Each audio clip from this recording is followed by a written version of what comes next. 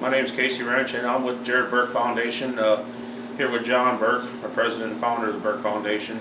October 24th, this next video you're about to see is we took Rick Albers, the father of Dylan Albers, up on a elk and mule deer hunt at Specimen Creek Outfitters in Gardner, Montana.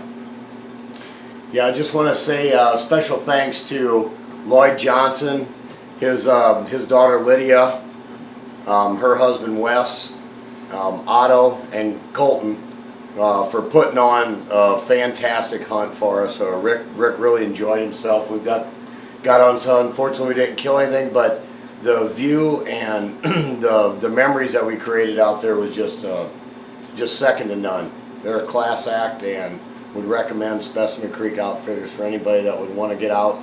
Right on the Yellowstone River. Yellowstone National Park is right there on the other side of the river. It definitely wasn't from a lack of trying. I mean, them guys did everything. Like I said, we had some opportunity. We seen some stuff, just didn't pan out. Don't always work out that way. That's why it's hunting.